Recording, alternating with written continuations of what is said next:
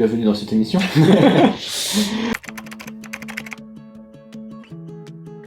Alors, les débuts de Vivoca. L'aventure Vivoca a commencé il y a à peu près 6 ans.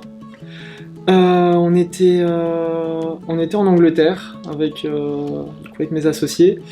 Et en fait, on a vu un film, on a vu Iron Man, et on s'est dit, wow, ça c'est génial. Il nous faut une intelligence artificielle comme Jarvis. Donc on a commencé à regarder sur internet, on a vu que ça n'existait pas, et alors on s'est dit, on va le faire. Donc là on s'est vraiment lancé dans l'entrepreneuriat, on a contacté en fait Michel Onfray qui gère un incubateur qui s'appelle Synergie qui était à Metz, et qui a commencé à nous expliquer ce qu'il fallait faire pour pouvoir entreprendre. Et là on a commencé du coup à rencontrer les bonnes personnes, à faire les premiers recrutements, à concevoir du coup le premier POC, puis le premier pilote. Donc c'est là qu'on avait notre premier vrai retour, on l'avait appelé Zach, donc c'est un petit hologramme du coup, c'était notre Jarvis en fait. Donc il comprenait ce qu'on lui disait, qui était capable du coup de tout contrôler. Et de fil en aiguille, en fait, on a réussi à rencontrer les bonnes personnes, à avoir les premières subventions, à convaincre les premiers investisseurs. Et on s'est retrouvé en fait effectivement sélectionné pour le plus grand salon de l'innovation, donc le CES à Las Vegas. Donc je crois 2 ans après la création, quelque chose comme ça. Et on y est retourné 3 fois. Alors le CES, oui, c'était une incroyable expérience, super souvenir. Alors déjà pour nous c'était vraiment l'accomplissement. Je veux dire, on faisait des salons en région, on avait fait Vivatech à Paris, là on était sélectionnés pour le CES. On regarde les chiffres, 200 000 personnes, je sais pas combien d'entreprises. Bon déjà pour la boîte c'était cataclysmique, hein. Tout le monde voulait y aller, je crois que la première fois on y a été genre à une dizaine. Donc c'était plus la récompense que le salon. Tu pars, t'as une équipe, tu reviens, t'as une famille, vraiment.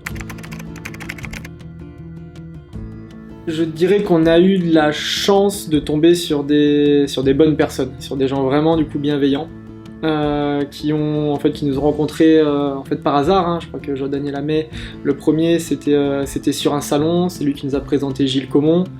Donc en fait on les a trouvés, je dirais, alors qu'on les cherchait pas forcément à ce moment-là, on n'avait pas forcément du coup pris des accompagnateurs pour lever des fonds, etc. C'était plus vraiment un concours de circonstances et une partie de chance également. Donc on était déjà en relation avec la BPI, avec la banque et différentes institutions.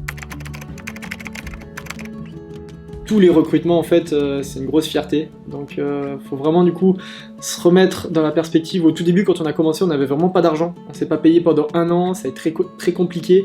Les premiers salariés qui nous ont rejoints en fait ont accepté de rentrer avec nous dans ce challenge, donc ils ont fait des compromis énormes. Donc grosse fierté du coup de ce côté-là, et en fait toutes ces personnes, c'est pas des collaborateurs, c'est des amis. Et en fait on a vraiment construit l'équipe et l'entreprise sur ces valeurs-là, sur ces fondamentaux qui sont en fait restés et que j'espère pouvoir conserver le plus longtemps possible dans notre progression. Alors les grandes victoires pour nous, il y en a eu pas mal, pas mal de on va dire petites victoires.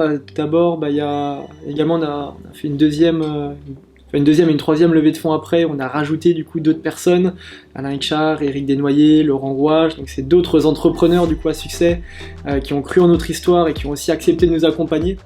Donc à plusieurs reprises, pour nous ça c'est un facteur fort. Il y a eu des awards qu'on a eu pour nos technologies, des Innovation Awards du CES. Donc là également, c'est une première fierté du coup qui a été apportée à l'équipe parce que ça a mis en valeur en fait les compétences techniques et la valeur ajoutée qu'on avait sur ce marché de la voix. Donc aujourd'hui on travaille avec une trentaine d'entreprises du coup les plus connues du marché, dont Nuance qui est le leader mondial.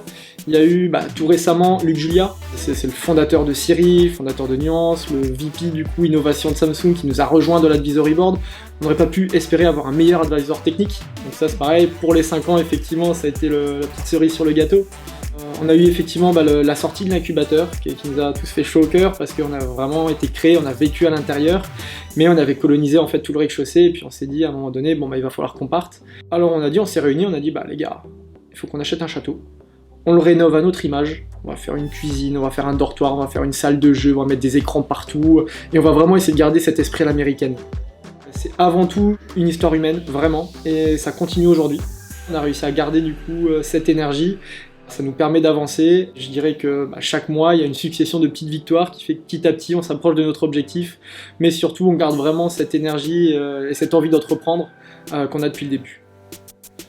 On a vraiment envie d'aller plus vite, on a vraiment envie d'aller plus loin, on veut pas être une entreprise traditionnelle, donc par défaut, s'il y a un mois où tout se passe bien, c'est que les objectifs étaient pas assez hauts. Donc ça c'est cool parce qu'on a une équipe qui arrive vraiment du coup à suivre ça, qui sait se retrousser les manches de ce côté-là, et qui croit vraiment à tout ce qu'on est en train de construire.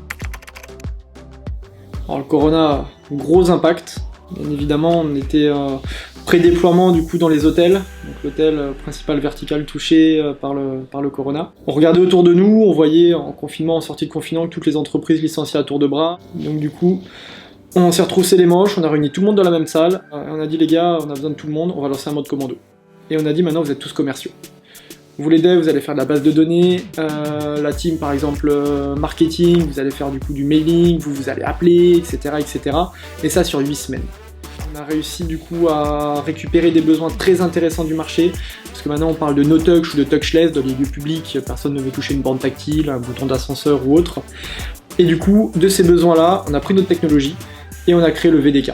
Donc le VDK, c'est le Voice Development Kit. En fait, c'est un logiciel qui permet très simplement à un client de rajouter une interface vocale dans son produit, dans son système, dans son équipement. Et en fait, ça peut répondre à énormément de besoins. C'était vraiment, en fait, le Corona nous a permis vraiment, du coup, d'avoir ce déclic-là. On a repris les recrutements. Il y a des seniors qui nous ont rejoints. Faut dire, il y a même notre ancienne directrice d'école, du coup, qui a rejoint l'aventure récemment. On est en train d'accélérer à tous les niveaux. La communication reprend, le marketing reprend. On a attaqué l'internationalisation. C'est très intéressant parce que le produit aujourd'hui, ça répond à un besoin qui est tel que ça va vraiment très très très vite. Et maintenant ça commence.